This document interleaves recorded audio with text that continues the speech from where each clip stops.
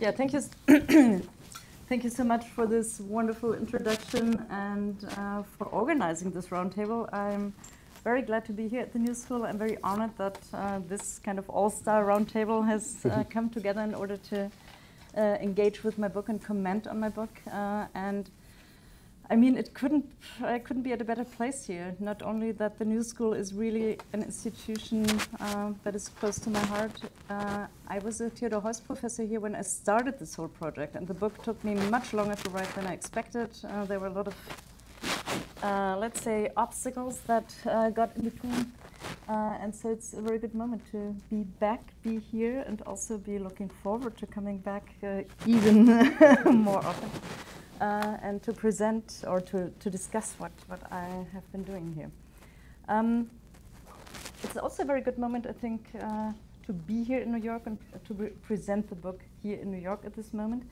While I assumed that the baseline, let's say the background, the horizon from which we would discuss progress and regression would be that we are in an age of regression. I mean, this is something that is much more obvious than any hope for progressive change. So, I mean, if progress as well as regression is change within change, then we are seeing regressive change unfold with a breathtaking speed, I would say, and in an accelerating momentum. And this is something that in the last couple of weeks and months I really have observed. I mean, this astonishing speed and the way in which it overwhelms us. So I was obviously sure that this would all be about regression. I'm happy that exactly in this week and we have something like a glimpse of hope with the elections and Mamdani, so there might be a glimpse of what progress might look like. I found it very interesting when he, in his speech, said, "In this moment of political darkness, New York will be the light." One of the interesting things is that when it comes from him, it doesn't come across as somehow kitschy or pastoral, or something that instead has some kind of a rap style. So, I mean, you believe him, that there's some kind of, things could be better, things could be different, could be better. And this is actually what progress and the hope for progress has always been about. But actually, if I'm asked, and if I have to say, why did you write this book? Why is progress and regression, why is that interesting to you? I always had to make clear that if this book defends the idea of social progress and its counterpart regression as somehow indispensable categories and categories we need in order to make sense of our present condition, then this is not because I'm utterly optimistic. So a lot of people would, I mean, ever since I began to work on this project, people would ask me, do you really believe in progress? And then I would say, you know, I mean, probably I believe in, I don't believe in progress, but in regression, and also, but of course, the more adequate answer would be that this is not a question of hope. I mean, hope belongs in the church, or and belief. Do I believe in progress that belongs in the church? It's not what I'm concerned with. Which also means that, or I mean, this comes down to the fact that I'm in the book not actually concerned with an empirical diagnosis of progresses and regression, or an empirical diagnosis of the time in terms of progress and regression, but and I do not defend, even if I started with, or if I made some remarks about the glimpse of hope, I do not defend either the optimism or pessimism with respect to progress.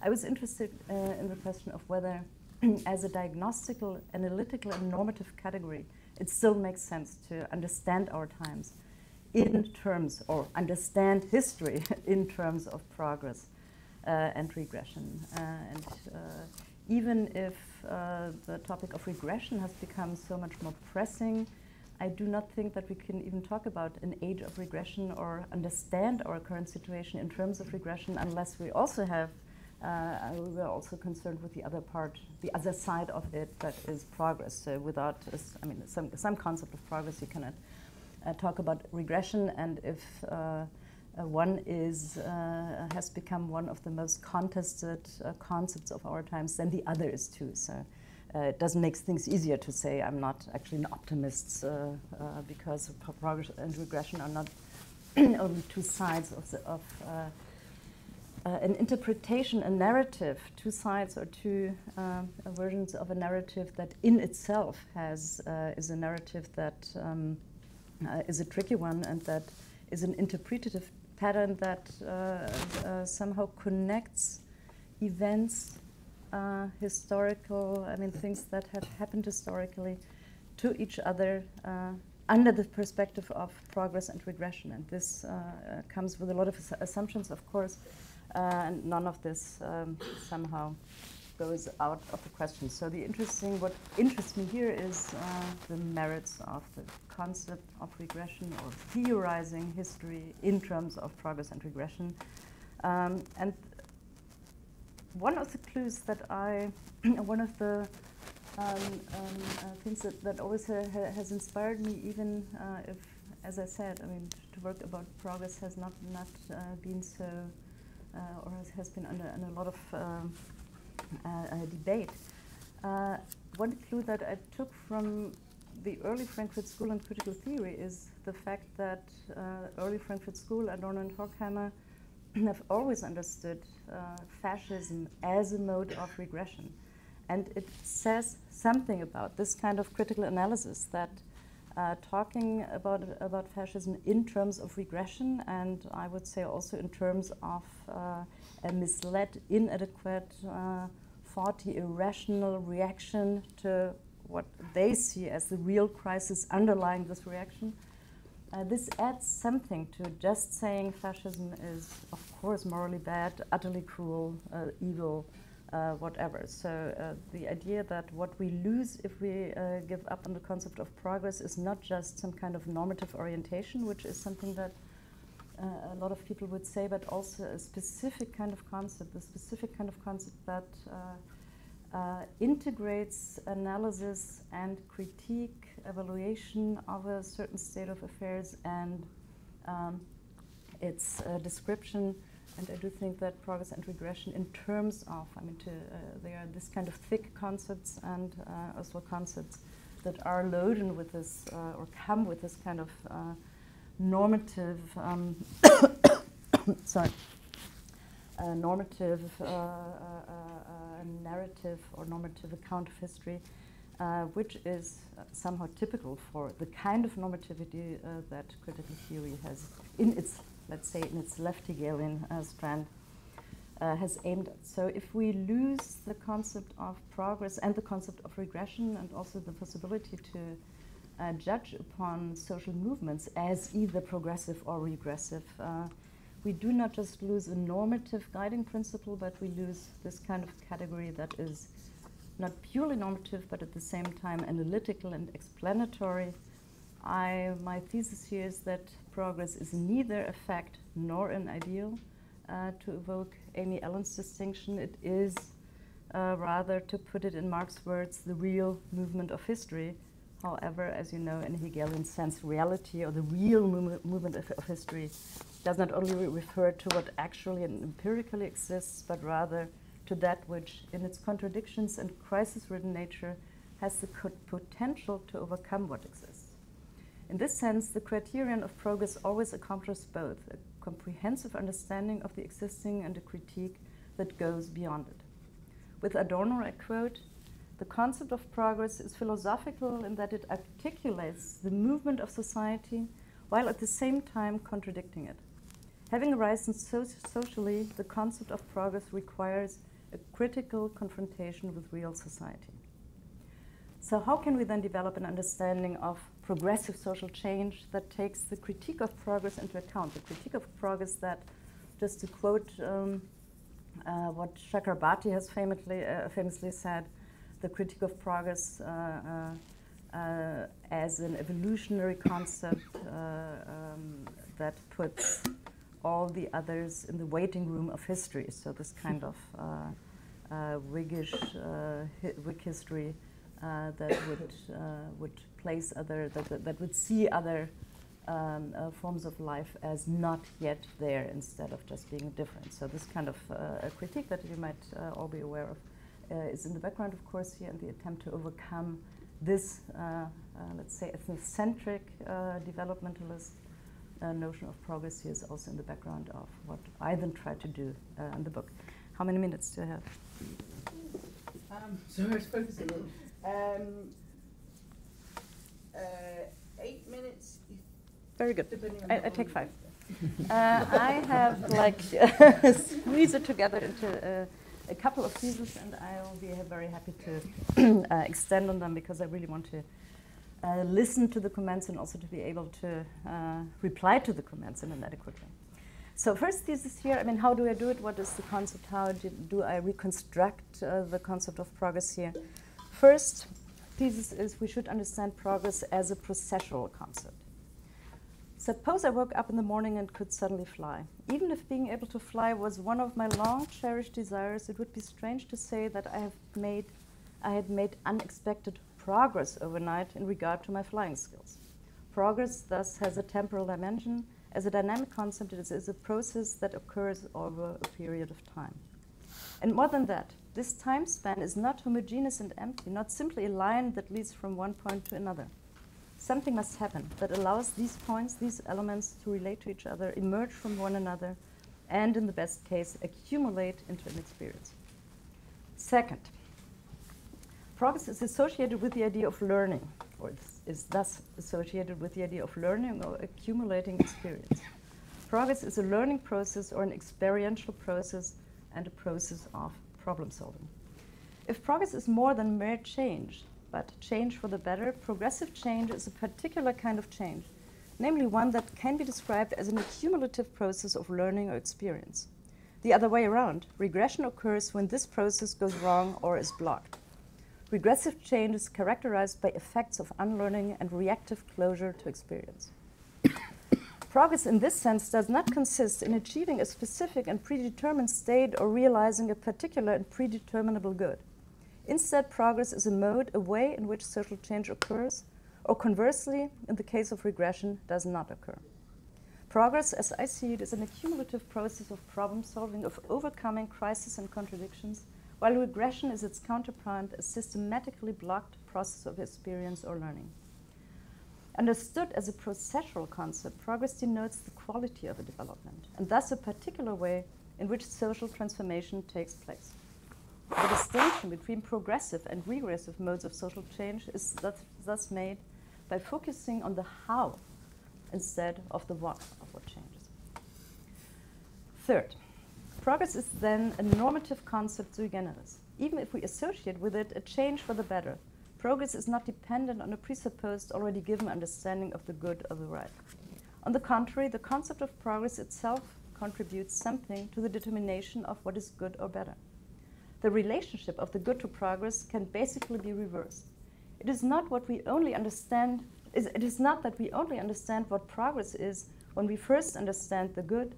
We understand what the good is once we understand progress. This is what I would like to call the primacy of progress over the good, which is deeply linked with a movie defended by our colleague Philip Kitcher. To understand progress less as a movement towards a goal than away from a problem. Rather than understanding them as a move towards a predetermined goal, these processes can be understood much better if they are looked at as solutions to problems that develop from one another and are driven by new problems arising. In the words of the Spanish poet Antonio Machado, a path is developed when one walks. Thus, while within a deontological framework, the concept of progress is not normative in its own right, according to my understanding, it has a foundational normative character. It entails a normative evaluation in and of itself.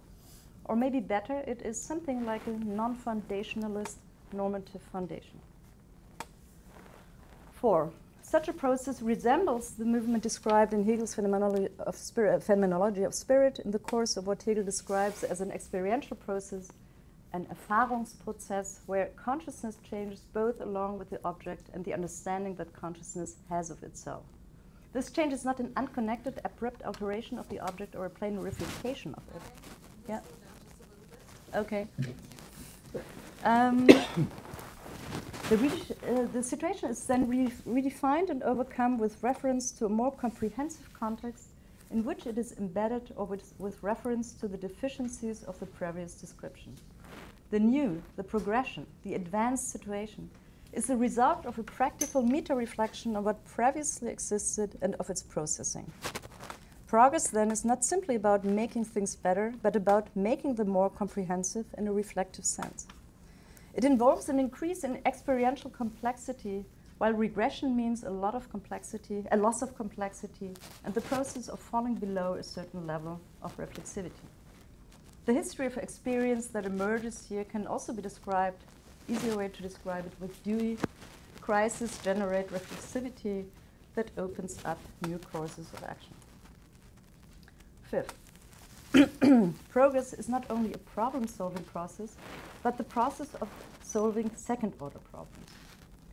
In order to argue for this, one must redefine the scope of progress. In the understanding I propose, wherever we experience progress, it is in forms of life that change. It is forms of life that change. Progress is thus conceivable as a complex mutual interaction of multiply interconnected ensembles of practices and their respective interpretations that mutually influence each other or are made possible by the same overarching developments. Even if these elements do not come together to form an unbreakable chain, as Stephen Lukes has it when he talks about the classical Enlightenment progress conception, where everything like technical progress, scientific progress, social, moral, political progress is seen as hanging together in an unbreakable chain. So even if those elements do not come together in an unbreakable chain, but in a fragile one, we will still encounter those fragile yet effective connections. This is what I would call the materialist side of this approach. So second-order problems. Forms of life do not, or the progress that forms of life go through is not progress with respect to first-order problems, but the forms of life that forms, the problems then that typically occur are second-order problems. What are second-order problems? Shortcut, second-order problems are problems related to the conceptual and cultural resources available to a form of life to solve first-order problems. For example, consider an agrarian society that is struck by a famine because it hasn't rained in months. The shortage of food is clearly a first-order problem for the reproduction of the society. People are starving. A second-order problem arises when it turns out that for some reason the society is unable to respond to this first-order problem with appropriate measures. Second-order problems do not concern the immediate scarcity, the first-order problem, but rather the practices and institutions, that is, the social resources that make it possible or impossible to respond to it. 7, progress is then change within change. The question is not whether they actually, whether we actually sometimes or frequently solve problems, and not even just whether we sometimes or frequently learn. The question is whether going progressive movements or a progressive kind of social change, whether we have learned to learn. That is the reflexivity part here. It is a transformation of the mode of learning itself, informed by crisis and enabling or rather compelling new experiences. Some of these transformations are continuous with the previous state. Others cannot happen without radical or even revolutionary change. Without changing, that is, the very frame in which problems are addressed, articulated, understood, or in which crises are conceived of as crisis. One more thesis? One more sentence. If there are quite different problems then that have to be solved within a social form of life, technical problems, problems of knowledge, problems of living together, political or social problems, the connection and the appropriate relationship between the different dimensions of progress can be grasped on the level of second-order problem-solving potentials. On the level of second-order problems, those are not separate questions. Progress in the development of productive forces that does not go well, to quote Walter Benjamin's formulation, for individuals, but also not for the world, is simply not progress. Progress thus becomes a meta-category of social change. The question of whether social change is progressive or regressive is then decided not least by the integration of precisely these moments. I presented you with a processual alternative to this conception of progress with substantively determined goals. What emerges here is, I think, a non-teleological, a pragmatist, materialist, or even pluralist concept of progress. Thank you.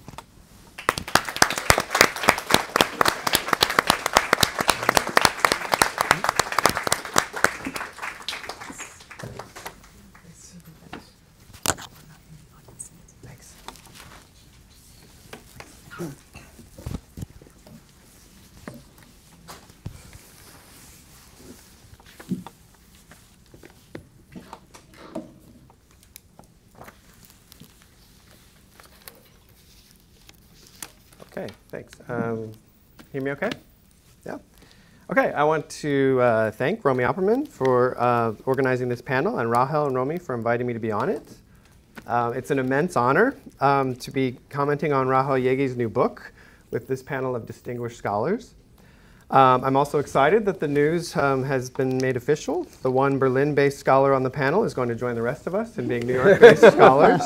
So this is wonderful, not only for the New School, but also for the community of critical theorists in New York. 2026, we're going to get Mamdani in charge. Jaeggi's coming to town. Anything could happen. It's going to be a good year, right? Progress. Hope and progress. All right. I should also thank two Fordham graduate students, Ebru Kizokaya Unao and Ethan Geddes. We read the book together last month and discussed it, so that was extremely helpful. But they also had to listen to my half-baked evaluations of the book. I hope my points are now fully baked, but we'll see. And if they're not, it's not their fault. So the first thing I'll say is that this is a great book. Hot off the press, here it is. Looks nice. It is a compact book with a lot packed into it. It provides both a concise distillation of the theory of society that Jaeggi worked out in greater detail in the much longer book, Critique of Forms of Life, and expands on some initial formulations about progress and regression in that book in crucial ways. It aims to reinvigorate progress and regression as diagnostic tools for critical theory by evaluating the quality or mode in which societies respond to crises and solve problems, as Rahel already discussed, whether in progressive ways through self-enriching learning processes. It says it's shutting down. Spirit is here, yeah.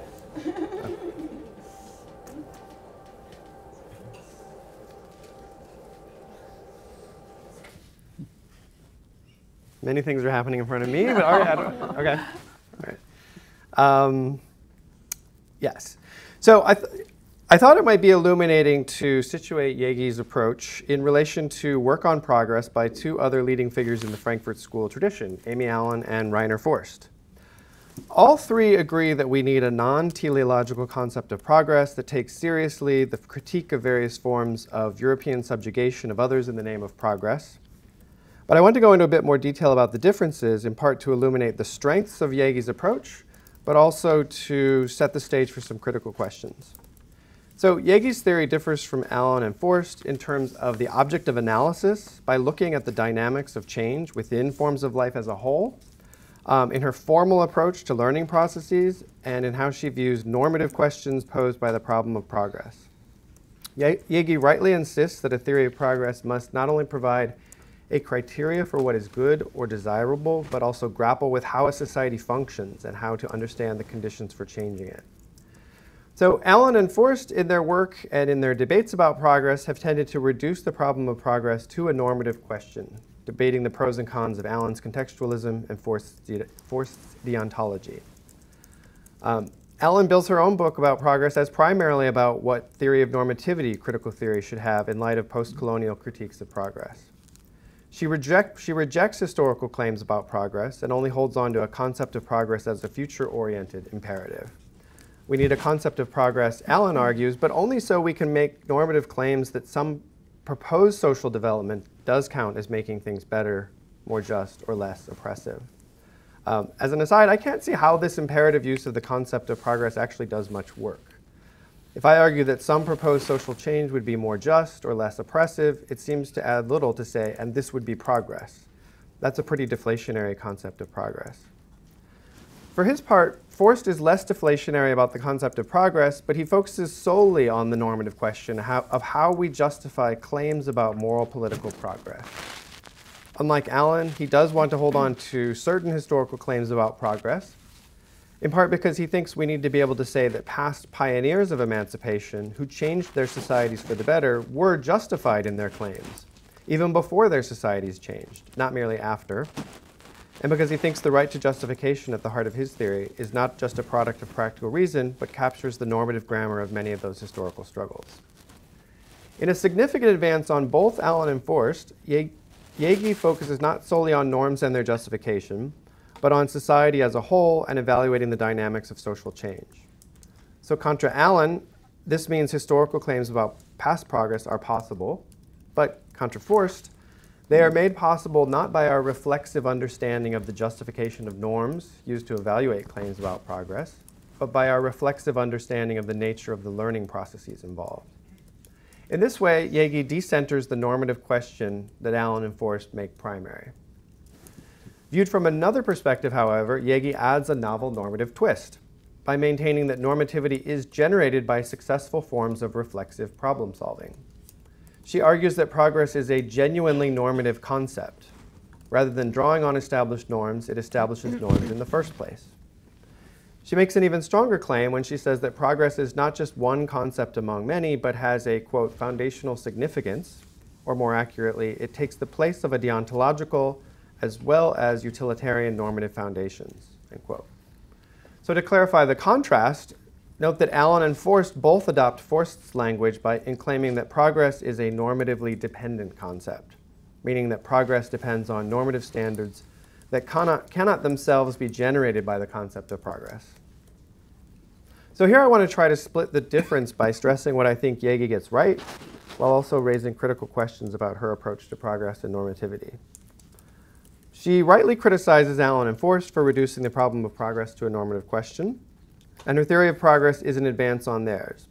But I still wonder if Jaeggi's approach can adequately address all the normative questions they do put on the table.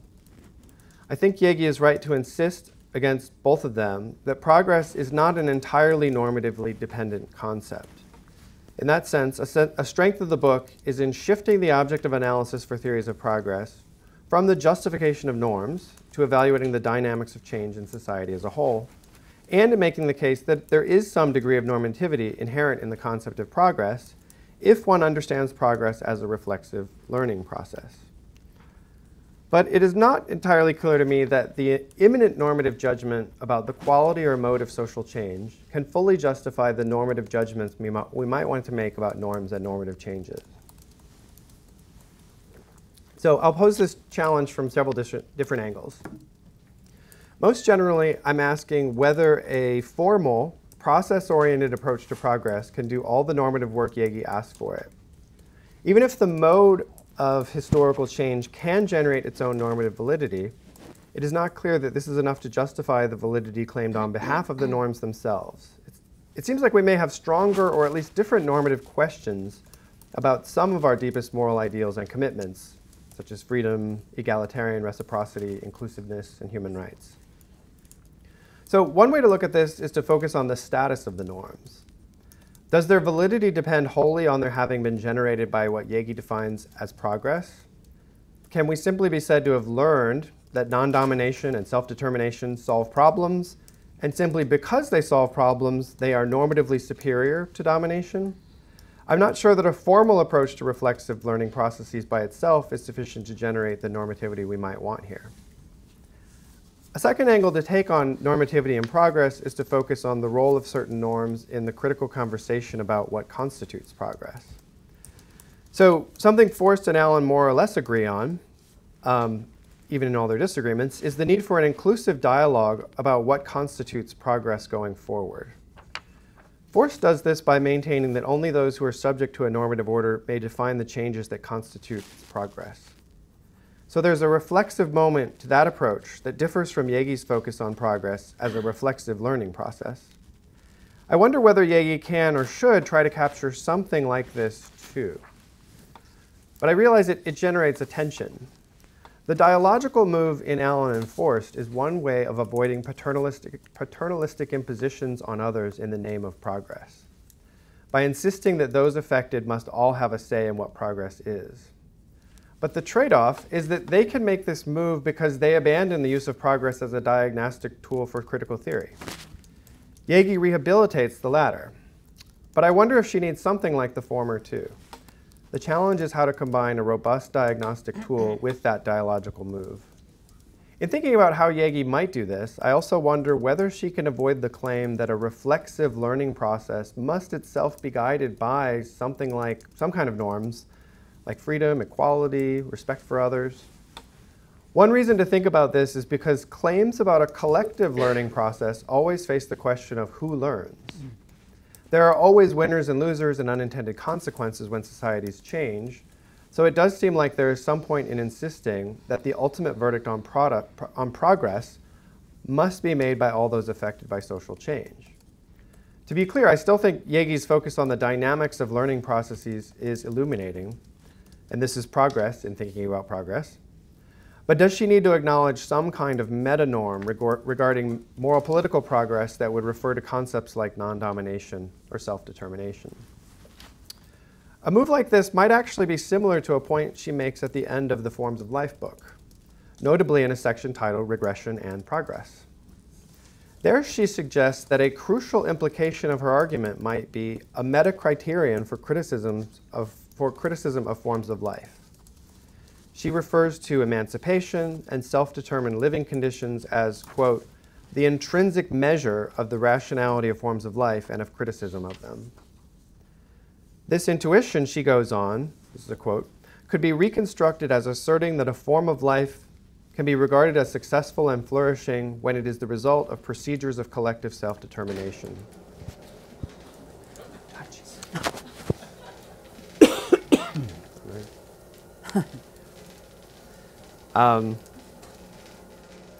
So that quote from Jaeggi from the Forms of Life book, this seems to allude to a set of meta-norms that are crucial for evaluating whether learning processes are reflexive and should count as progress, but also norms that should guide any debate about whether some change constitutes progress.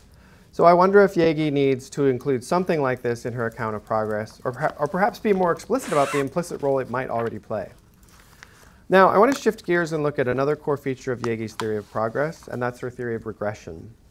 Its crucial role comes out in at least two ways. First, she maintains that progress always contains the seeds of regression in the, quote, blind spots, exclusions, contradictions, and casualties of progress. Second, regression is central to her definition of progress.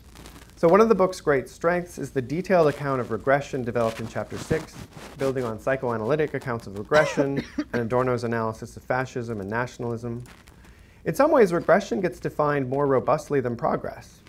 Both are defined as a mode of change within change, but regression is pinpointed more precisely by also distinguishing it from other nearby phenomena, such as conservative allegiance to the past or a mere shift in hegemonic discourse. Regression analysis, by contrast with both of those, focuses more on the crises and dysfunctionalities underlying those kinds of political commitments and shifts in power relations.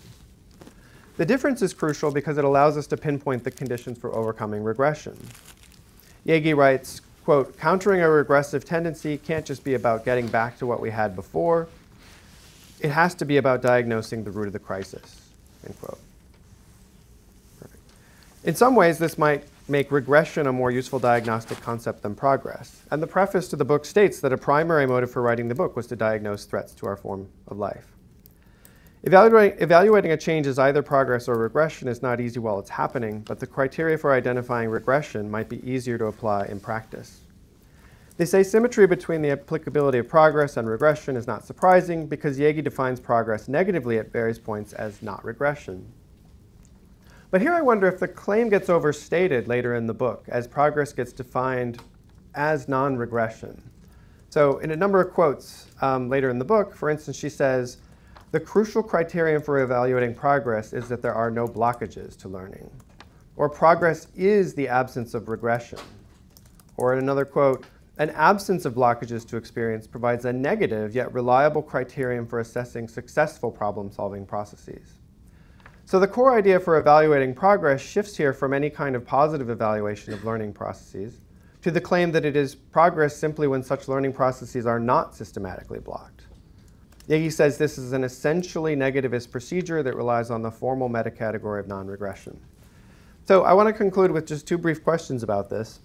First, it seems to me that progress cannot really be defined as the mere absence of regression, or at least I'm not sure how to make sense of the idea that when there are no blockages to learning, that we would call this progress. No blockages is better than the alternative, but it seems like that would deflate the aspirations of a theory of progress. So my question is whether I'm just misunderstanding this or not. Second, the negative formulations of progress as non-regression in the latter half of the book seem like they might be in tension with the aspirations Jaeggi assigns to a theory of progress earlier in the book. Consider the normative role I discussed earlier, that progress is a genuinely normative concept with foundational significance, or that we could only understand the good by understanding what progress is. Again, it's hard to see how the mere lack of blockages to learning could itself provide foundational normative insights into what the good is. So those are my questions in my role as critical interlocutor, but the note I want to end on is that this is a fantastic book. It's a pleasure to read because it is elegantly written, it's full of compelling and lucid examples, and it makes significant contributions to crucial methodological questions in critical theory. Thank you.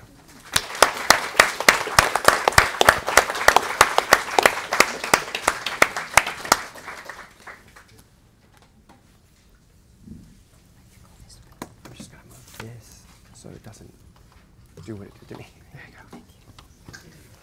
you go. Can you give the mic to Yes. Michele? There you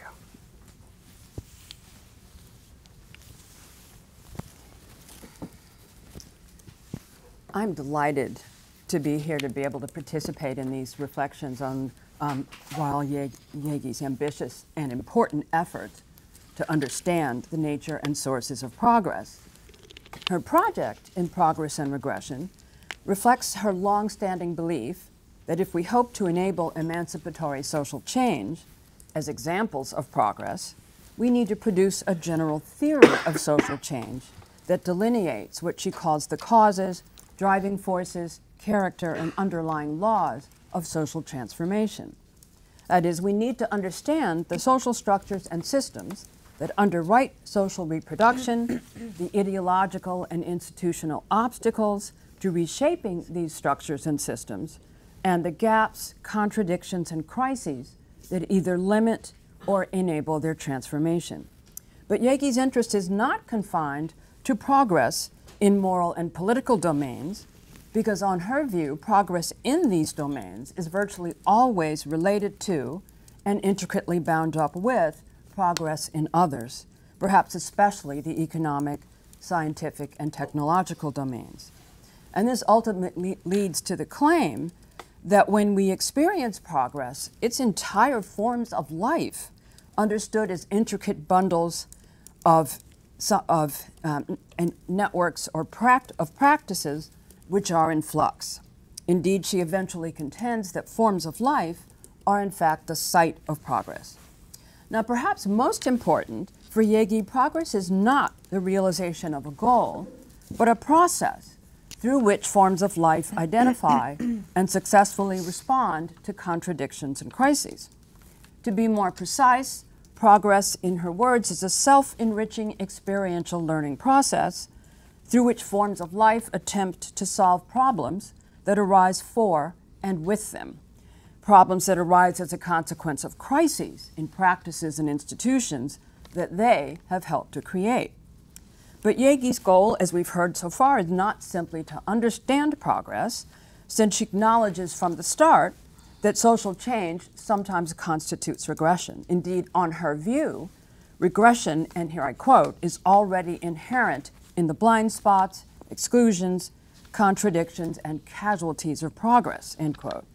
So on this account, regression is social change that perpetuates or produces blockages to experience and learning.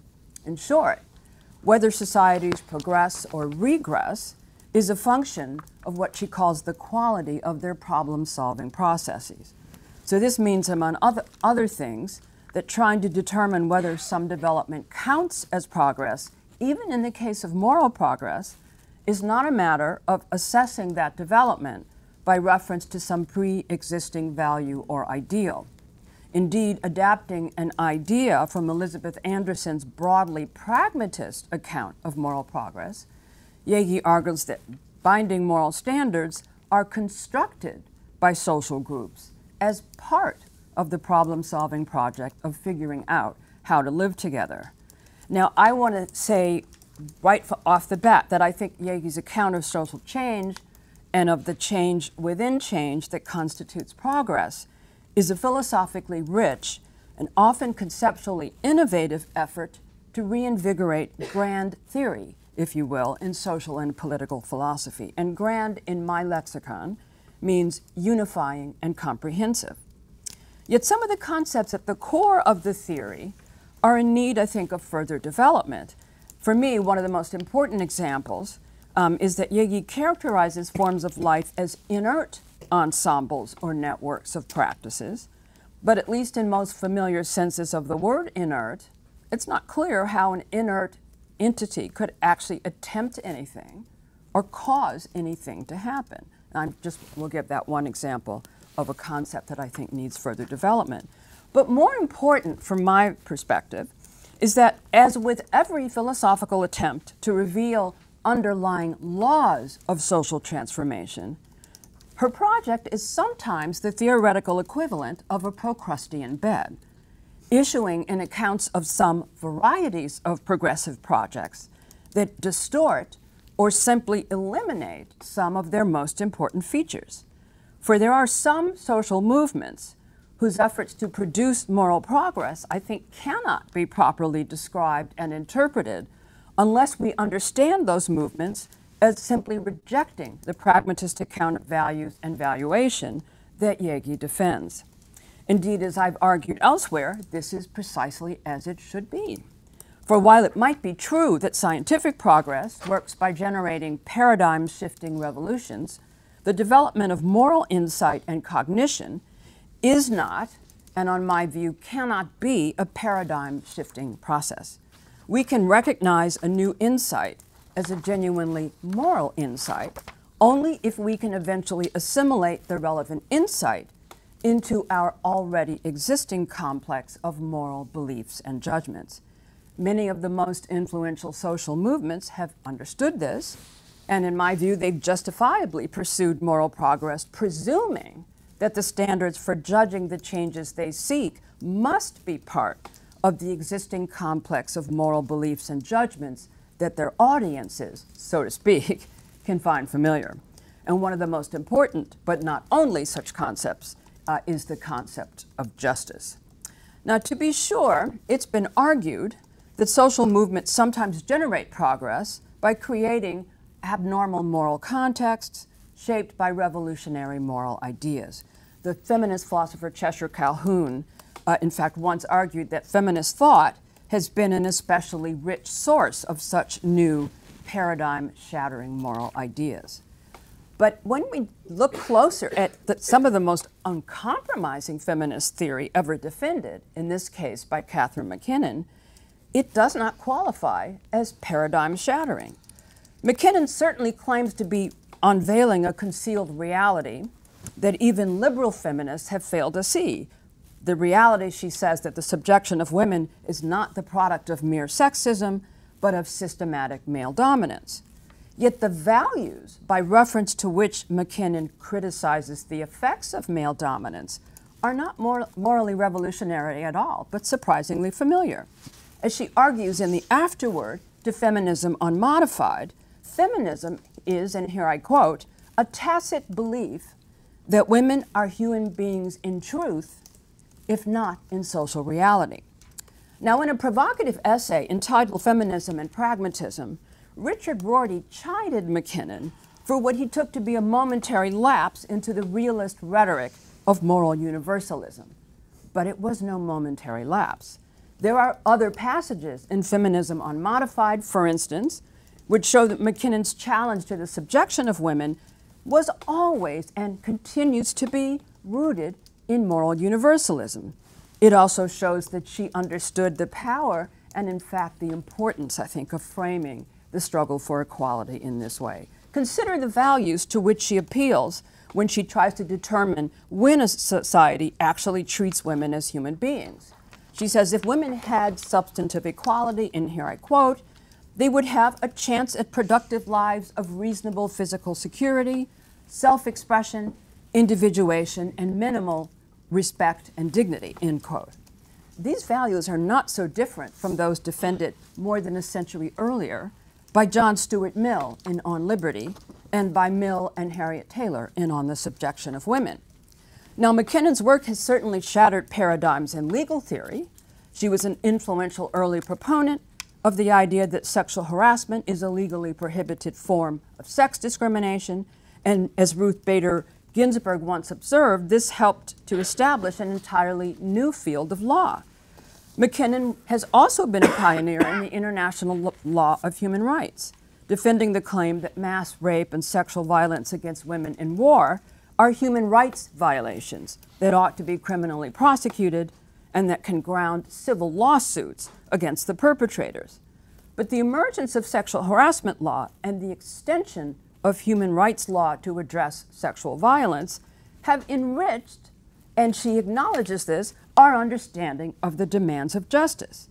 Mackinnon certainly argues that women's equality may be impossible without a radical rethinking of what is natural in the realm of human sexuality. But in her political theory and her jurisprudence, and I think even in her practice of law, Mackinnon has been articulating a new and deeper interpretation of the concept of justice. It's a conception on which women are treated justly when they are recognized as equal members of the human community and therefore have a chance to lead that productive life of reasonable security, self-expression, respect, and so forth that she describes. Now, what my discussion presumes, along with many social movements, is that moral concepts are characterized by what the philosopher of language Mark Platz called semantic depth. By this he means that moral concepts pick out features of the world that, in his words, are of indefinite complexity in ways that transcend our practical understanding, unquote. And as a result, he says, no single interpretation of a moral concept can adequately capture its complex meaning. To be more precise, no single historical era, no one culture or tradition, and not even any single philosophical theory can capture what C.D. Broad called the whole truth about any moral concept. And on my account, this is what explains what looks like moral relativism and serious moral disagreement. It's really a function of the semantic depth of moral concepts. Now, the complexity of moral concepts is often compounded by the variety and circumstances in which we must interpret them. For instance, an account of justice that would be appropriate for a small traditional society without private property would look quite different from an account that's appropriate for a large contemporary liberal democracy. Now, of course, because of the semantic depth of moral concepts, we should expect that even in the context of social movements, moral concepts can be given thin as well as thick interpretations. But even a minimal or a thin account of a moral concept sometimes yields a useful understanding of what morality requires in a particular domain. As some ancient theorists urged, it's helpful to know that in every society, justice concerns that sphere of moral life in which we must try to ensure that people get their due. Still further, even a relatively thin account of the concept of justice can be a catalyst for revolution. Consider Michael Walzer's analysis of a demonstration during the Velvet Revolution in Prague in 1989. And here I quote, "These citizens of Prague were not marching in defense of utilitarian equality or John Rawls's difference principle or any philosophical theory. Undoubtedly, they would have argued, if pressed, for different distributive programs. They might have described a just society in different ways. What they meant by the word justice inscribed on their signs, however, was simple enough. An end to arbitrary arrests, equal and impartial law enforcement, the abolition of the privileges and prerogatives of the party elite, common garden variety justice," says Walzer. Now, this example shows that even an appeal to common variety, garden variety justice can connect us in morally substantive ways to the suffering and hardship of those who've been subject to injustice, and that demands for garden variety justice can even be part of robust calls for revolutionary social change. Yet, as I've argued elsewhere, over time, what ultimately emerged from the social criticism and political struggles shaping progressive movements, taken as a whole, I think, is a very deep and extremely thick interpretation of justice as humane regard, an interpretation which combines respect for the dignity of persons as agents with concern for their capacity to suffer. And with this idea, I would argue progressive social movements are actually challenging moral and political philosophy to reject the assumption that compassionate concern and robust respect might be inherently incompatible. Social movements are capable of these kinds of insights because, as Ron Eierman and Andrew Jameson have argued, they're forms of cognitive practice, movements of collective creation that provide societies with ideas, identities, and ideals. Eierman and Jameson often focus more on locally valuable knowledge that social movements produce. But if I'm right, the value and validity of the moral interpretations that social movements produce cannot be limited by social, cultural, or historical boundaries. Martin Luther King was an especially vehement proponent of this idea, arguing that injustice anywhere threatens justice everywhere. Moreover, King believed that even those Americans who had not actively supported or defended segregation were guilty of what Aquinas would call culpable affected ignorance of these moral claims. His call for nonviolent gadflies to create tension or crisis was part of an expressly Socratic project of challenging this effective ignorance by bringing them back to something he believed they already knew, and hopefully a broad acknowledgement of the specific moral claims they sought to ignore. Now, as I've argued elsewhere, along with boycotts, mass protests, sit-ins, some of these broadly Socratic efforts relied upon the transformative power of imagination to produce projects of aesthetic activism, linguistic activism, and narrative activism. And the civil rights movement just helped to display what I take to be the broader importance of acknowledging critical links between imagination and politics, but also the role of imagination in creating cognitive, perceptual, and even affective space for moral progress. I'll add that King, like Václav Havel and Nelson Mandela, for instance, believed that we're unlikely to be able to pursue progress unless we in fact have a hope, sometimes religious and sometimes profoundly secular hope, that moral progress is possible. This means that the idea of moral progress is sometimes most important as a regulative ideal for human agents. So I'll close now with two observations that I take to be inescapable once we acknowledge the various ways in which social movements engage in cognitive praxis. First, there are good reasons to agree with Michael Walzer that, and I quote, "Insofar as we can recognize it, moral progress is more a matter of workmanlike social criticism and political struggle than paradigm-shattering philosophical speculation." Of course, philosophy is important often for its capacity to inspire and inform the moral agents who participate in social movements. And I think that among the many virtues of Jaeggi's book, the idea that progressive change is a fundamentally complex phenomenon, and her argument that regression is often inherent in many of the practices we come to accept as progress, they're indispensable for social movements.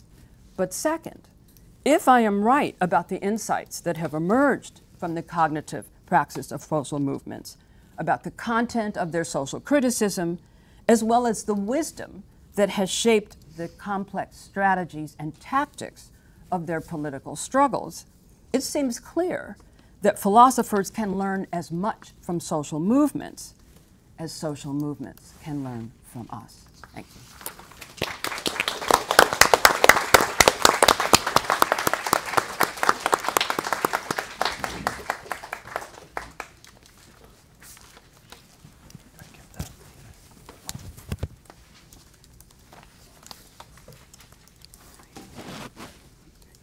Thank you for that.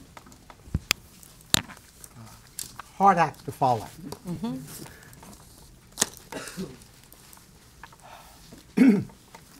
It is a slight puzzle about why I, of all folk, should have been asked to comment on Rahel's Progress and Regression, given that the premise of her analysis is Hegel's idea in the phenomenology of spirit that categorical historical changes should be comprehended as sequences of social learning through problem solving, stripped of determinate and unchanging telos or purpose. And where Rahel further sets the social learning problem solving logic against the background of Adorno's critique of progress. Progress occurs, he says, only where it, Enlightenment progress, ends. These two theses, when joined, lead to the measuring of progress through a negative criterion, a deficient mode of crisis management and roadblock to further social learning. Or, more fully, forms of life succeed when they can be understood as resulting from a self-enriching experiential learning process that drives further learning. Simplifying somewhat, one could say that forms of life are good, rational, appropriate, when they are not regressive but progressive, as much the product as the starting point of progressive social change.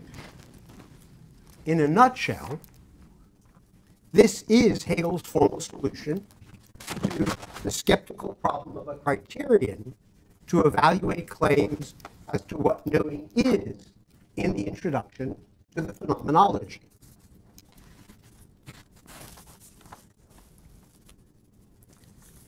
Hegel deploys the crisis and problem-solving social learning method in order to avoid having to posit a determinate goal or criterion of validity of what will count as knowing what knowing is.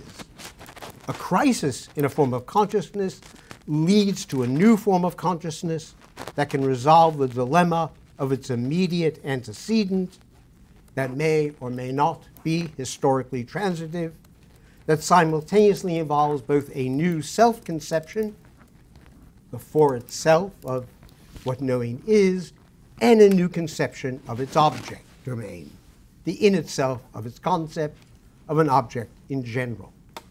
Just doing this for my students who've been listening to this for the last month. Thus was born, importantly, immanent critique.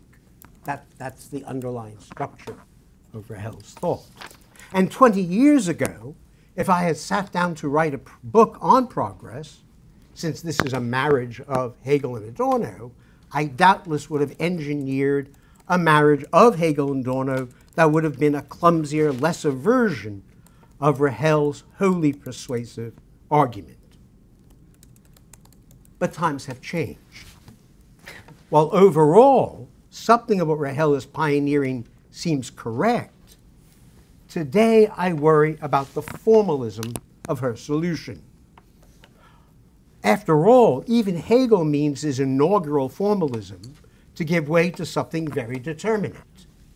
The phenomenological method is in fact a formalization of the structure of self-consciousness, which itself devolves into the structure of spirit as the I that is we and the we that is I, whose substance includes the history through which it becomes self-conscious.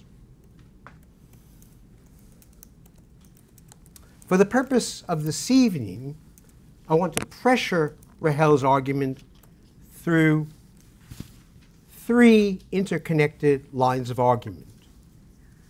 First, whether the idea of regression is sufficient to encapsulate the problem of collapse. Second, whether her account of progress and regression is sufficiently naturalized to capture the problem of ecological collapse, that is, the emergence of the Anthropocene. And, following from 1 and 2, whether Rahel's notion of progress and regression is adequate to the tragic dimension of human historical existence. Collapse first.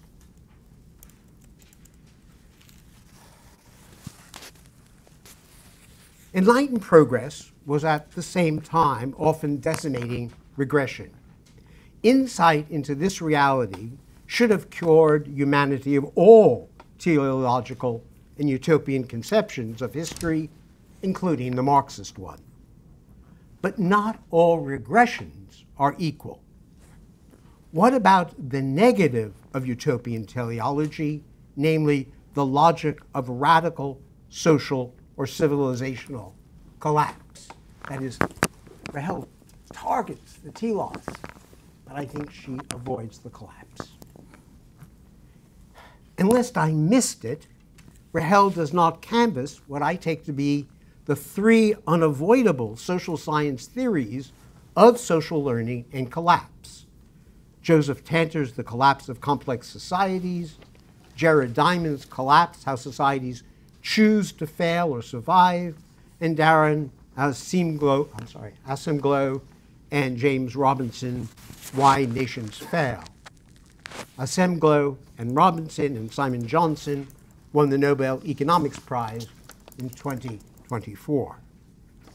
Tanter's theory has obvious overlaps and differences from Rahel's. This is on your handout. Here is Tanter's summarizing his thesis. Complex societies are problem-solving organizations in which more parts, different kinds of parts, more social differentiation, more inequality, and more kinds of centralization and control emerge as circumstances require. Growth of complexity involved a change from small, internally homogeneous, minimally differentiated groups characterized by equal access to resources, shifting ephemeral leadership, and unstable political formations, to large, heterogeneous, internally differentiated, class-structured, controlled societies in which the resources that sustain life are not equally available to all. This latter kind of society, with which we today are most familiar, is an anomaly of history, and where present requires constant legitimization and reinforcement. The process of collapse through complexity is a matter of rapid, substantial decline in an established level of complexity. My own hypothesis is that the turn to right-wing authoritarianism across Europe, North America, and beyond is the first note of such a movement of unsustainable complexity undergoing radical simplification. Trumpism eerily matches Tanter's theory of collapse. Jared Diamond argues for an ecological theory of collapse. He lists 12 environmental problems listed on your handout facing humankind today.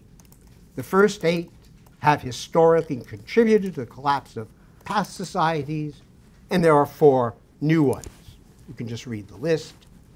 Diamond contends that even if we solved 11 of the problems, but not the 12th, we would still be in trouble, which was the problem that remained unsolved. We have to solve them all. I think we are in trouble.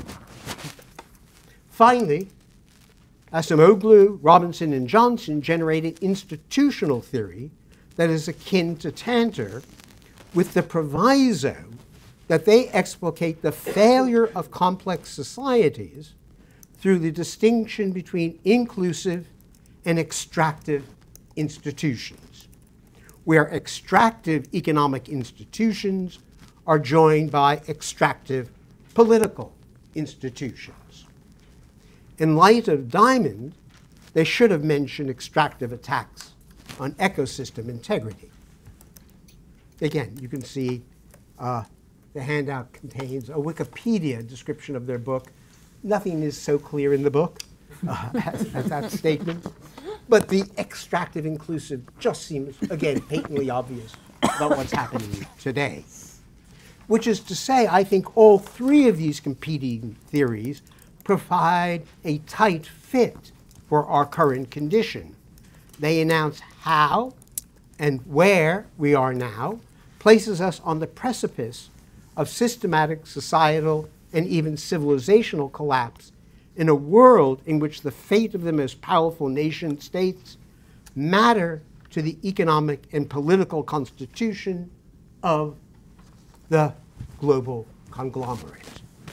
No one has a get-out-of-free card.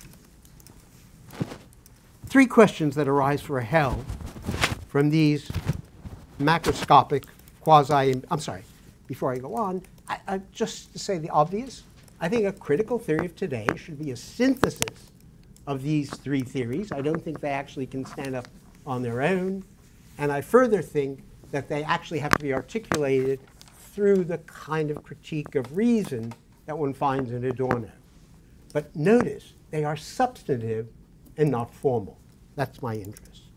Three questions then arise for Rahel from these macroscopic quasi-empirical theories of progress, regression, and collapse.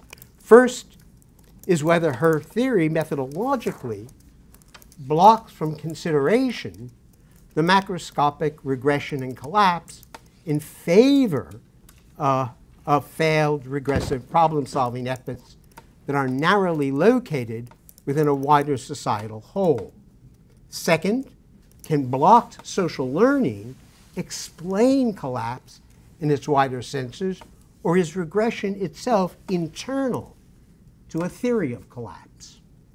And finally, third, more urgently pressing harder on the second question, why believe that openness to further social learning versus occluding it is more important than societal complexity, ecological integration, and inclusive versus extractive institutions? Question 2, naturalism. And here I'll be short, because I'm sure time is short. Okay, so I have 2 points, each can be done quickly. Point 1, the problem of ecological integration raises a question about the very structure of Rahel's theory. Is it naturalist enough in its understanding of the meaning and being of societies? We now understand that the kinds of society that are capable of transmissible social learning arose in the light of the transition from Pleistocene to Holocene nature, and thence, beginning some 8,000 to 10,000 years ago, the niche constructing projects that soared with the agricultural revolution. So I think social learning is about the kinds of societies that were created by the agricultural revolution and its idea of transmissible learning.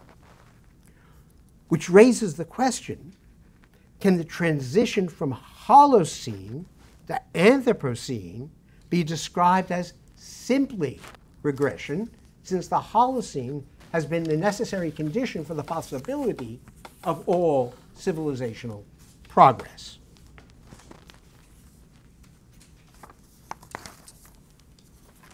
Last question, tragic history. Beginning with Nietzsche and then relayed into the tradition of critical theory through Lukács, a crucible in the critique of Enlightenment progress was its evacuation of the tragic conception of life, above all, of a tragic understanding of political society.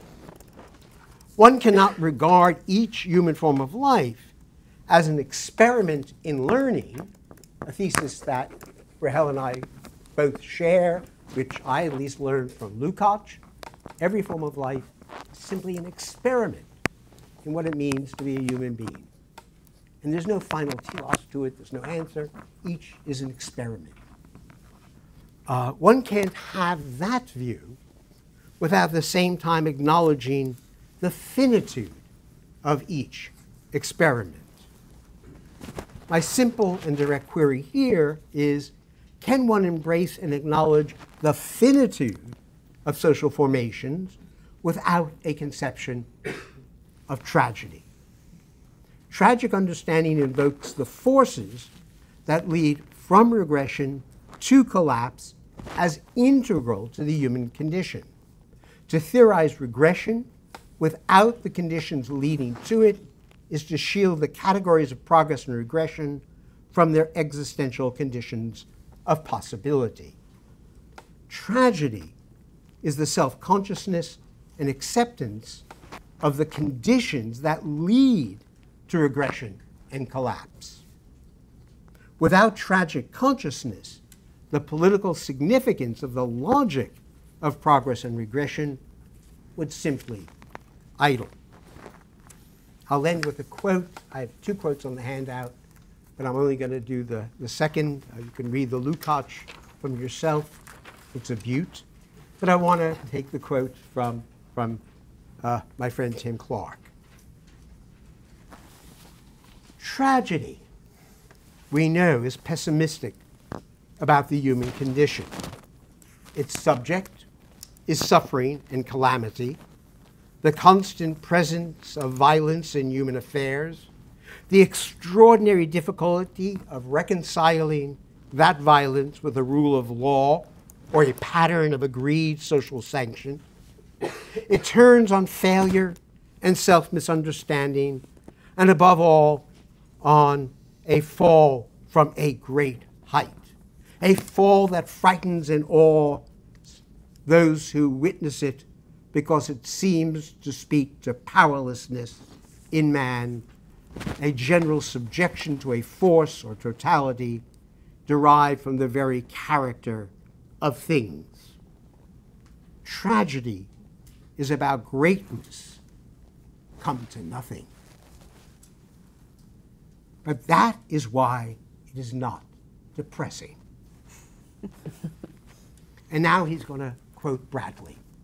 The great, I think the greatest book on Shakespeare is Bradley's account of Shakespearean tragedy. Man may be wretched, and he may be awful, says Bradley, but he is not small. His lot may be heart-rending and mysterious, but it is not contemptible. It is necessary that the tragic project should have so much of greatness that in its era and fall we may be vividly conscious of the possibilities of human nature. Those last two words, Clark comments, have traditionally made the left wince. And I understand why. But they may be reclaimable. Notice that for Bradley, nature and possibility go together. Thank you.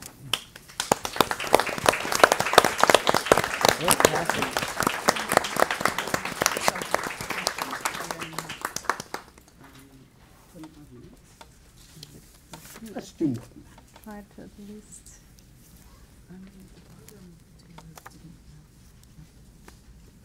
I mean, not to reply is 10 minutes. 7 minutes. If you think we can do it. I'll try. Always is, Do you want to make Started a late, have a let's break? go run late. sure. But you wanted to make a pause, or? I think it's kind of I think they're in. Okay, so then let me try. Just give you this easier. So I take like a couple of minutes and then you open it. You would like a break and then. No, I don't like Oh, you would like to. I don't Okay. yeah. All right. Brilliant. Oh, sorry.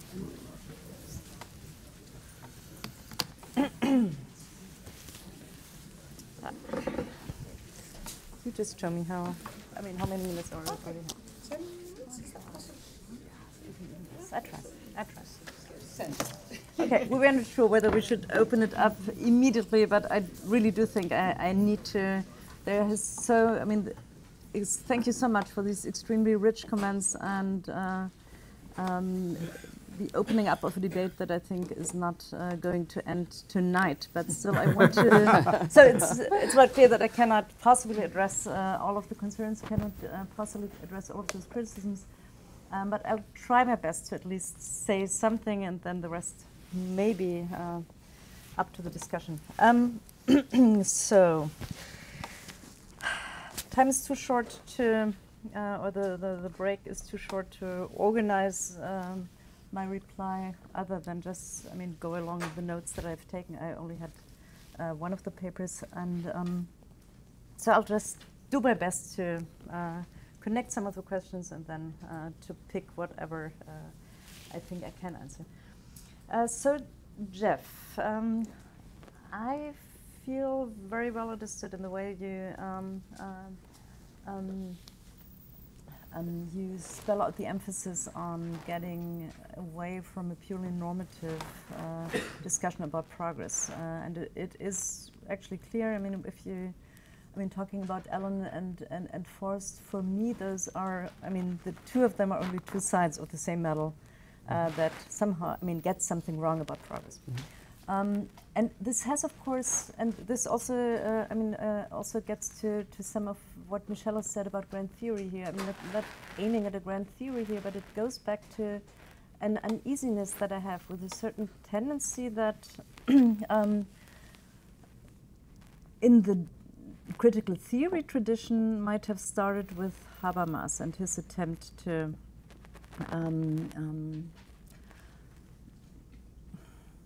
to work with those dualisms when it comes to social reproduction on the one side, and then questions of normative theory and morality on the other side. And I do think that the attempt to get hold of a concept of progress by distinguishing moral and political progress from technological, scientific, and so on progress altogether, there's something wrong about it. There's something compelling about it because, it had a reason why one would then say, okay, so maybe not, so the process of history is not going, or it might not be possible to judge upon whether this is going in the right direction or not, but we still have something like moral or political progress, and those instances of progress are those with which we can work. And also, with Habermas, it started actually with the very idea that labor and interaction, the dualisms that he started with here. And I have a certain uneasiness with this move, and a certain, if you go back to the Enlightenment discussions about progress, or the Enlightenment euphoria about progress, it is a very interesting part of this whole movement that, as I quoted Stephen Luke's, they thought that all those things hang together, and in some way they do, and in some way. And those are the examples that are discussed in the book, that if you have a look at how moral progress with respect to women's emancipation has been brought about, it is interesting, and from a materialist point of view, I think indispensable to see how the change in working conditions, economical changes in working conditions, changes in whole worldviews about how, what women, men are, and so on, how all this goes together to when it comes to those instances of moral progress that you can then somehow nail down and say, of course, the fact that marital rape nowadays is, a very vivid social practice, present everywhere, but at the same time, at least in some of the societies we are talking about, it is illegal, and it hasn't been illegal. It's an interesting historical fact how long rape within marriage has not even been considered a crime. And of course, those things, amongst a lot of others, can be seen as instances of moral progress. I do think that it's, for critical theorists, it is important to understand how this hangs together, how the progress that has been made with respect to education, democratization of education, the fact that we do not Again, not that it doesn't exist, but in principle, to beat up a child is no longer considered to be a pedagogical measure. The way this hangs together with a whole set of other developments, I mean, with, I don't know, the fact that child mortality has declined, with the fact, and so on and so on. Same goes for democratic, I mean, for the public space and democracy. A lot of technological changes and developments have been promoted, enabled, not in the like deterministic sense.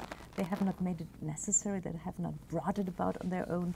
But to see this is the change of the site of progress. To see how these elements hang together, I think is an important, even if very complicated. And Michele is absolutely right that in order to spell this out, I mean, in order to spell out how these different processes and how these different ways in which the different sites where progress occurs, and then how they are connected or not, and how certain kinds of mismatches then lead to either progress or regression. This, I mean, is in need. I mean, this needs a whole full-blown theory, and not just like mentioning the idea of like overdetermination and the way that this that the influences here go in both ways.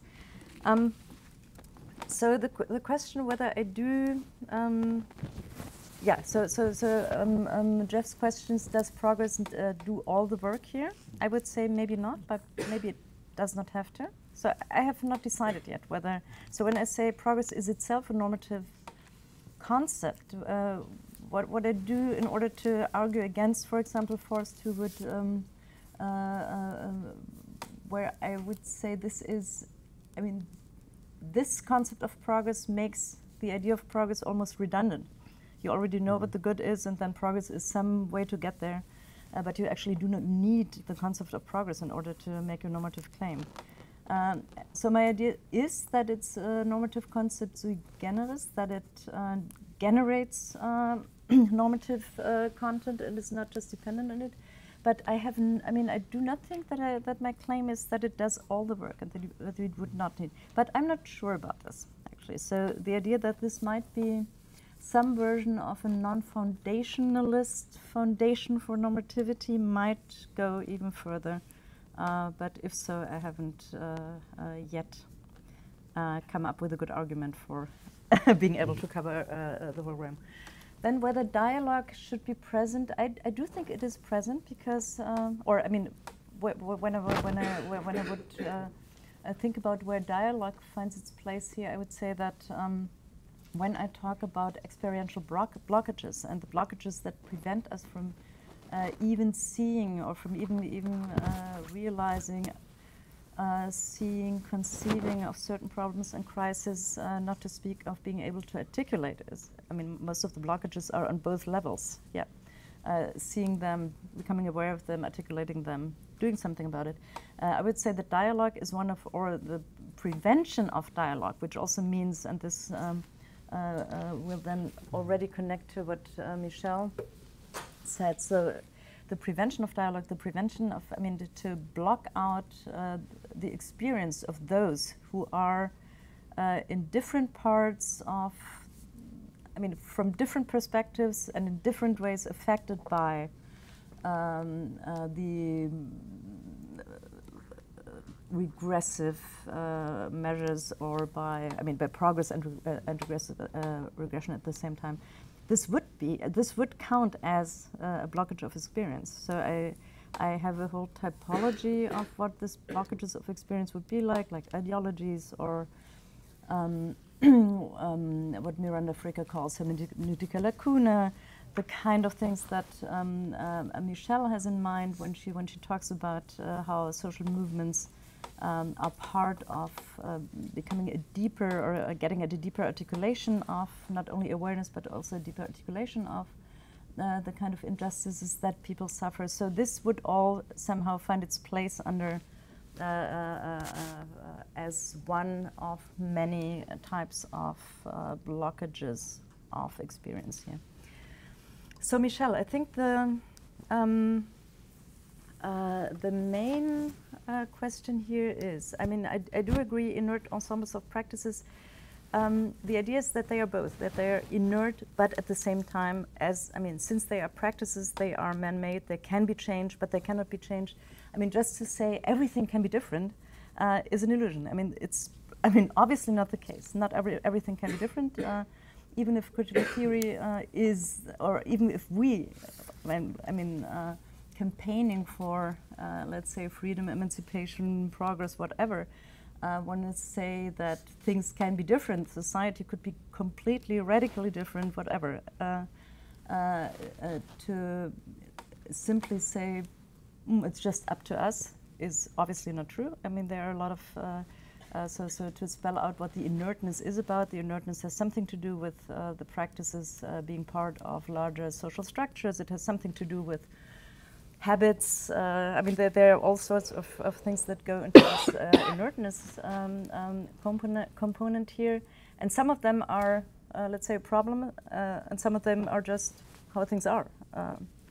And this is part of what it means to explain how forms of life are at the same time subject to change, but not in, let's say, the idealistic way of seeing it would be, okay, so we just have to change our opinions about how things are, and then we somehow always wonder why things do not come about. And this is exactly the reason why I do think that social theory must have its place here, and not only the question of who can be convinced by what kind of norms here. I do think one of the interesting differences between us is exactly the question of what role theory should play. And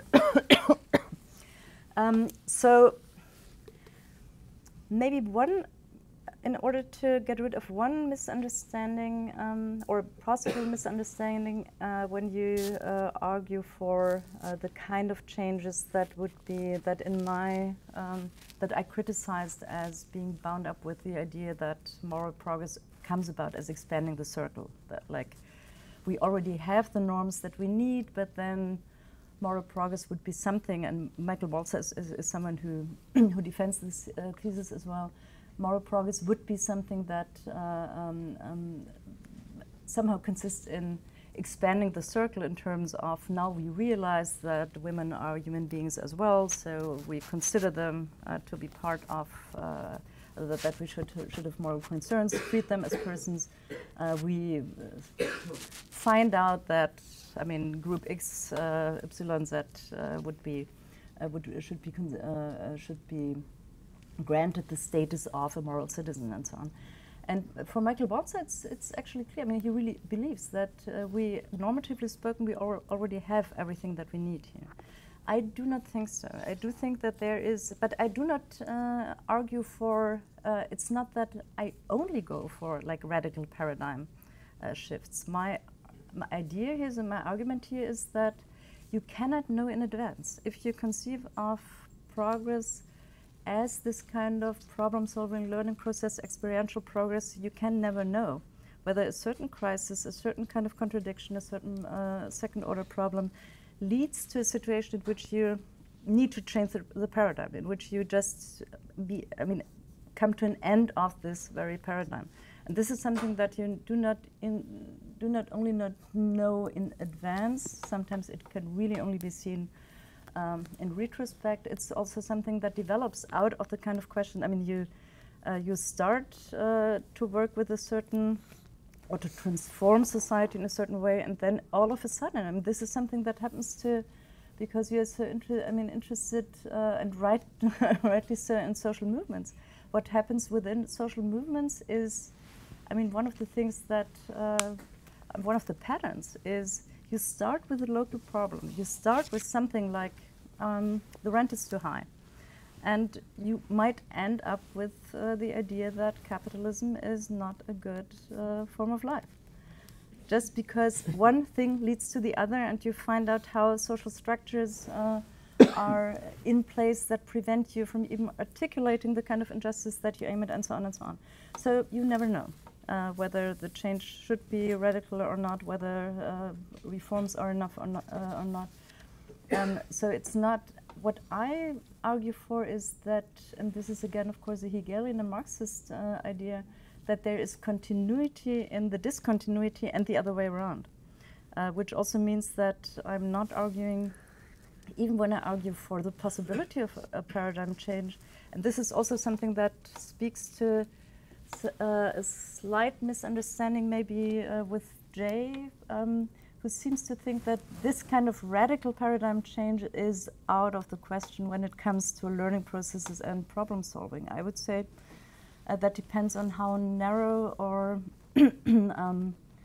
deep you understand the kind of problems and contradictions that are at stake here. So I would say, of course, we come to we confront situations in which like the steady pace of problem solving, or let's say the normal science kind of problem solving, doesn't help. So you need another kind of radical change, but the argument here is that even those radical changes are, I mean, as I said, mostly Hegelian Marxists are still in the like through the kind of crisis that they address, are still in some kind of continuity. But then back to the question, do we need social theory? I would say, I mean, this is a long-standing disagreement also with Michael Balzer, who always argued you do not need, I mean, you need like courage, a good eye, and I mean, this famous article. I think it depends on what you think that theory does. I do not think that social movements need a social critical theory in order to get started. But I do think that once they have, once they are like in the middle of the struggle, in the middle of all the alternatives that you then face, I mean, not the least of them is actually, is this only a local problem, or does it lead to global problems that we should address, and so on and so on. I mean, the same happened to Marx. I mean, Marx was, for sure, did think that social movements need a good theory, but when he came to the scene, there were all these movements already there. And what he did was to clarify the struggles of the age in some way. He did more than that, but it's not that they don't need us. And of course, one should learn. I mean, the idea one should learn from the streets is very familiar to us and what we are doing, and the other way around. But it's also the other way around. And the other way around means that critical theorists develop theories, work with concepts that then, I do not think that our role is to come up with solutions or with some kind of prescriptions, some kind of, or the kind of judgments that then a social movement would need in order to figure out that something is not right. It is more, let's say, part of what it means to articulate the social experience of suffering, or the social experience of feeling unjustly treated, or being in an irrational society, or whatever. And then those concepts are tools in order to articulate. Tools might be too instrumental, but modes in which those things are articulated. And just, I mean, if you look at some of the most prominent concepts with which social movements have worked, it is always, I mean, it is actually a two-way. It is, theorists take up what is in the time on the street, and the other way around. Okay, sorry, because now I have to turn to Jay, and I have only 2 minutes left. I would say the main, and I mean, we are going to discuss this in more depth anyway, but I would say the main question here for me is, what happened in the 20 years in between? The 20 years in between, because you started to say, 20 years before I would have, I might have come up with the same kind of idea, but something has happened. And my question is, what has happened? One version would be the crisis has deepened. The crisis has become, I mean, this is something everyone says nowadays.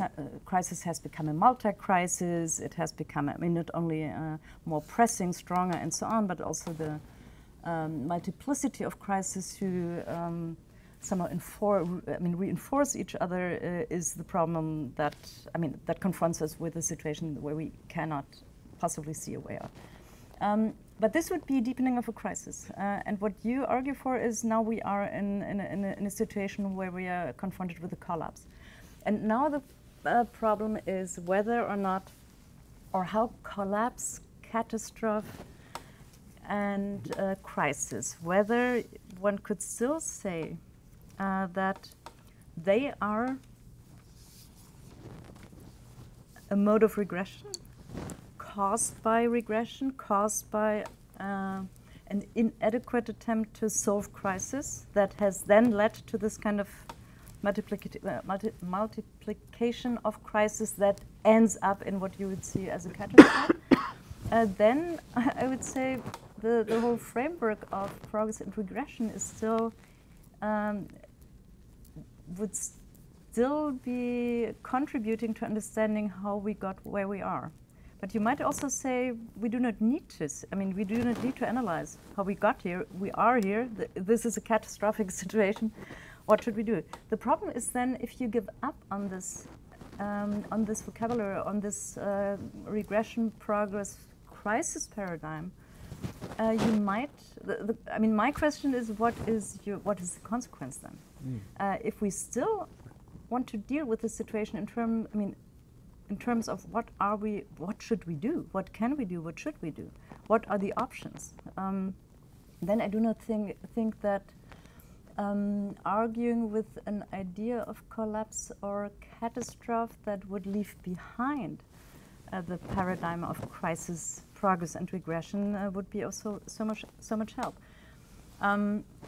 And I do think, and this is really an open question, and an open question between the two of us, not only whether the diagnosis that we are not in a deepened crisis or a terrible crisis, but collapse and catastrophe already, whether this is true or not. Then we could also think about whether, on a meta level, what we should do or what is to be done, if there's something to be done at all, is somehow to shift the situation from the catastrophe collapse situation back into good old crisis. Yeah, if you think of these as two different paradigms, then you might say, and I totally agree with it, that the framework and the theories of crisis still have something. Crisis is somehow still a constructive concept.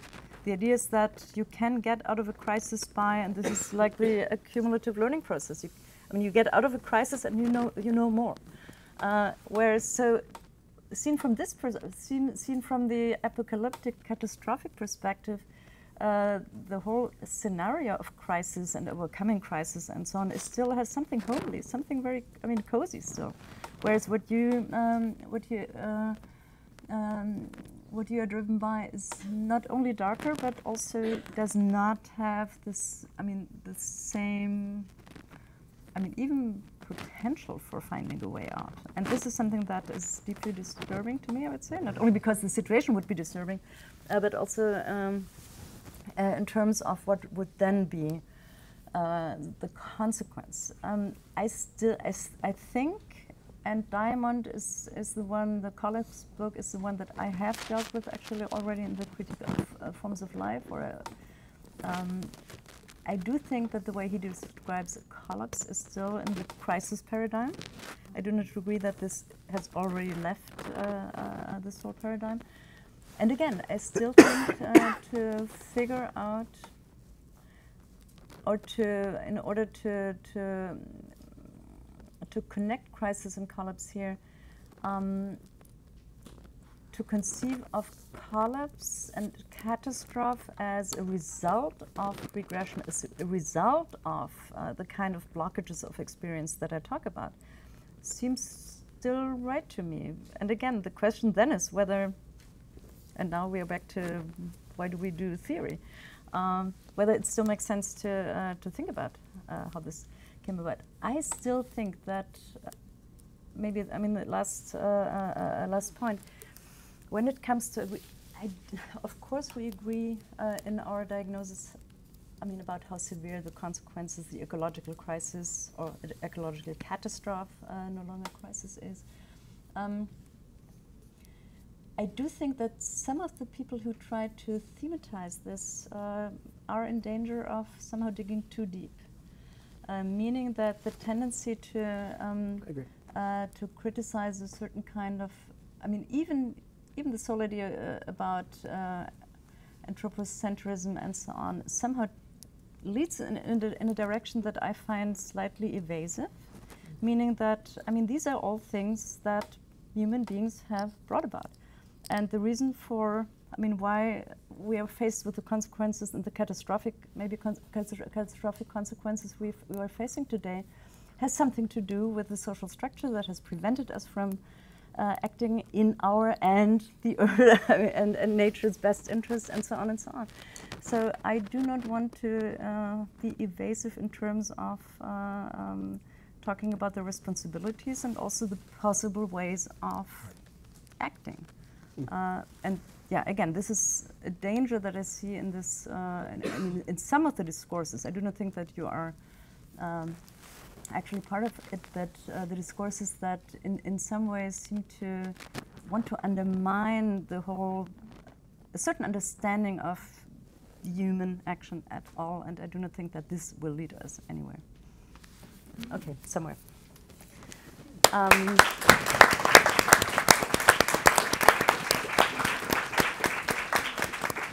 Sorry, not even a tenth of the questions have been answered, but I tried to get back to you.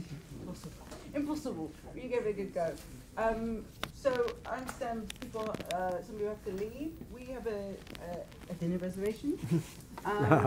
So we can maybe take a couple of questions, literally, maybe two at a time. 2 questions. Sorry to do this, but if people have a question, you can raise your hand. Otherwise, we can just fast. Oh, sorry, was that Andrew? No? There was in the back. Was in the back. Okay. Oh, yeah, Andrew. Yeah. So I just wanted to ask a little bit about your conception of learning and dialogue. One of the things that occurred to me in the discussion is that one of the things that social movements often do is refuse dialogue.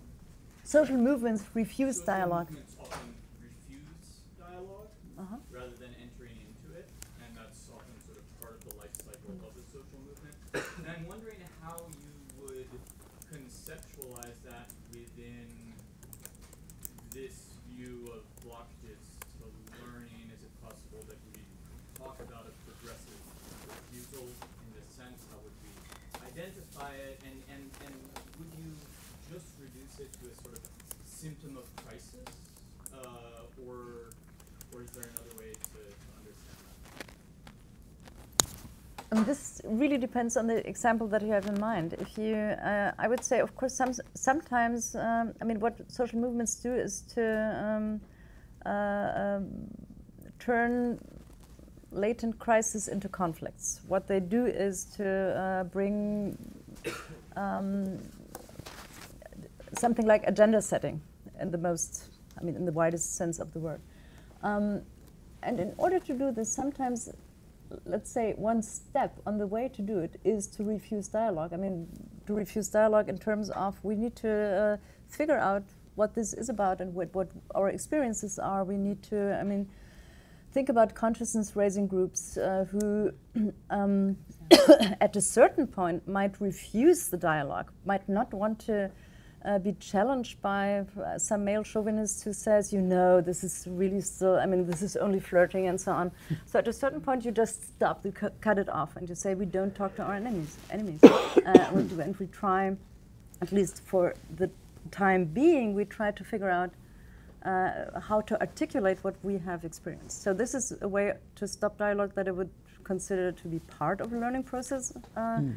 The other one is, and this is, I mean, debated a lot, is, I would say, of course, I mean, dialogue is a good thing. We do not talk to fascists. I mean, I do not see any sense in trying to convince I mean, someone who's openly and deeply fascist, that's not, I mean, dialogue here is not the way to go. And this would, again, be part of a learning process. And then the process in which we still, I mean, when I say I do not talk to fascists, I do not mean that we can stop there by, let's say, declaring war.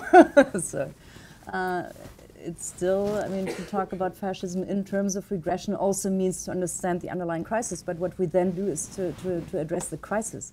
I mean, very easy example. I mean, you go for affordability and for the housing crisis and whatever. You do not try to understand how some white supremacist, what kind of suffering has led him to becoming a fascist. That's not of our concern.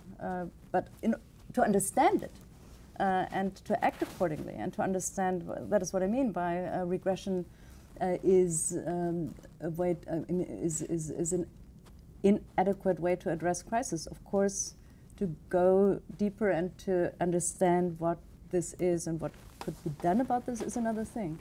But dialogue here, I wouldn't say that this is such an important part of this kind of learning process. Hi, thanks so much. I wanted to ask about the concept of a second order problem.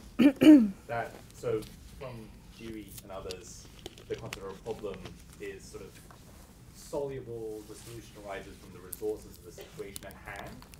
I just wanted to ask what the resources at hand are for solving the second order problems and how you define the situation of a second order problem.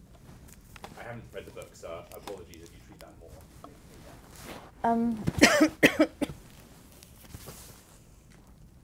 I mean, so addressing a second order problems, the first step is to figure out how this has come up. I mean, how this is a second order problem, meaning that, I don't know, I mean, with this maybe a bit banal example of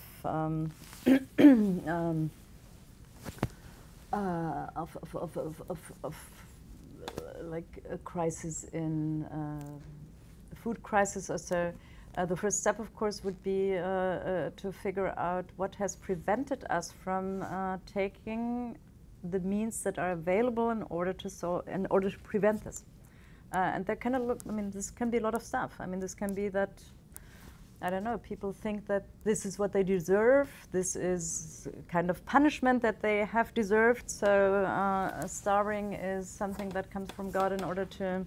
I'm not making fun of this, but. Or try not to. So this is what I mean. I mean, this would then be the second order level on which. So in order to, because in order to come up with better, I mean, with better institutional solutions, you have to understand what this is about. And if you, I mean, when it comes to, I mean, economical crises in capitalism are of a different kind. They are mostly somehow self-induced, and you have to understand how the structure works that leads into this kind of crisis and so on. So this is what then is needed in order to address a second-order crisis, and this is needed. This is what is needed in order to solve it, which means that just feeding the hungry in a certain situation, I mean, is something that is, and again, I mean, something that Michele said, like social movements sometimes only need a very thin agreement or a thin description of what's going on. This is true. I mean, I do not need a grand theory in order to figure out that I should try to rescue refugees in the Mediterranean. But I do need a social theory in order to find out what this talk about an immigration crisis, how this is completely misled, and how even the framing in terms of a crisis might be misled. Or I need a theory in order to even debate those issues. And again, next step from just giving immediate help or addressing the more obvious moral problems might be, I mean, this kind of analysis. And this is also what goes into solving second-order problems. Solving second-order problems means to figure out what like structural obstacles there are in order to solve a first-order crisis.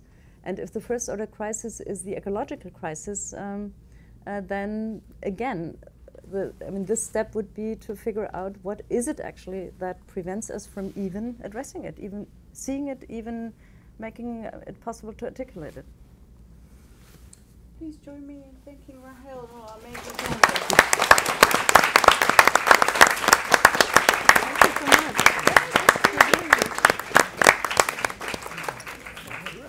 so much.